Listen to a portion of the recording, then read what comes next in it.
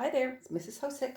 Today we're going to try something really fun. I don't know whether this is going to work or not, but we're going to see. Whatever happens, happens. We're going to base coat I've got an illustration board, a piece of matte board. I'm just going to give this a quick cover in a light blue, like so. We're going to try pouring some paint because I want to create a background for a sea scene or an underwater scene. I got a few globs in there. Get rid of those. And what I've done is I've mixed up 3 different colors, a medium blue, a dark blue, and a purple. All right, so I've just sponged that very quickly. I'm going to be using a hairdryer. So here's my color of purple. It's kind of runny. And you may have seen some of these pouring videos on YouTube. I don't really care if I get it too thin, because all I'm doing is trying to create this kind of nice background, not like those pouring ones on the YouTube. All right, so what I'm going to do is I'm going to start with purple in the center. I'm going to pour it all out. I've got to make sure I have enough to cover my whole thing. Hopefully I do. I'm going to put some dark blue into that. I'm going to pour the whole thing. And I'm going to put a bit of light blue. And that one I can see is thinner, but that's okay. And I hope I have enough to cover the whole thing. I should.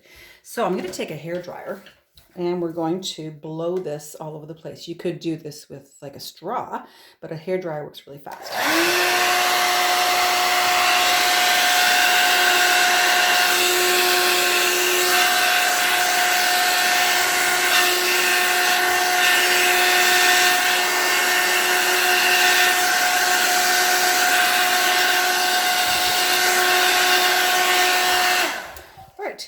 So I've kind of missed some of my edges here, and I'm just going to turn my light on for a second so you don't get the glare. I've got a lot of white, light blue in the center there, so I am going to make a bit more color and add to the center. All right, I'm going to add a bit more of my purple there. And notice I didn't quite make it to the corner here, so I'm going to put some there as well. I'm also going to put some of this blue in.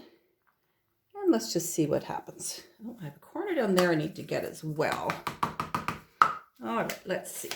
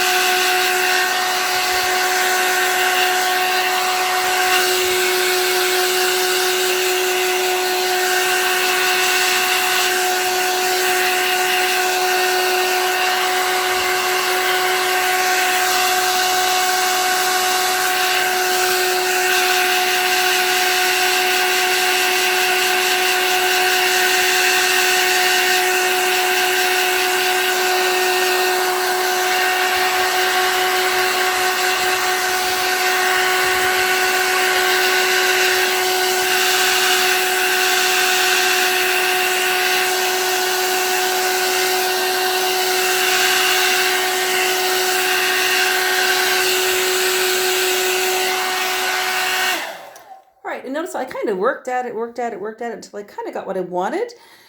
Because I'm just doing kind of this background, I don't really want to have thick paint because I don't want this to crack. So some really cool stuff is going on here, and I just kind of went at it until I got the desired effect I wanted. Okay, I'm quite happy with that. This is just a background for an undersea picture. So when this dries, we'll come back and we'll work on our picture. Okay. So this has dried a bit. Actually, it's dried a lot. I probably will leave it overnight. I've got a few wet spots there, but you can kind of see what I've got there. You want to decide which direction you want it. So if I could turn around, you know, what don't I want to lose? And I've got a spot here that I don't like, so I'm going to do my picture this direction. If you water down your paint more, here's an effect you can get instead. Okay, so I had a lot more water in that, and it's a lot more transparent. And I actually used a straw, blowing with a straw to get that effect if you want to go lighter. All right, this is also cracked, which I am not, I'm happy with. I'm okay with that. When you do those pouring ones, you're not supposed to crack, but I don't mind the cracking in this because I'm not after that, the pouring method effect. See, I've got some cracks up here. It works for what I'm doing. So whatever happens to it is great for what I'm doing. All right, so we're going to start adding some things to our underwater scene. Now I happen to have a bit of glitter paper. You could use regular paper. I'm going to use this gold for my sand down here. I had some green left over from Christmas time. I've got a bit of green glitter, so I'm going to be adding some seaweed. I just cut out some seaweed. I don't want to make my picture too busy because I really love my background and that's what I want to focus on. So I am just going to use some white glue. It doesn't have to be totally glued down on all the edges, and I'm just going to put some glue on there, and I'm going to glue down my seaweed.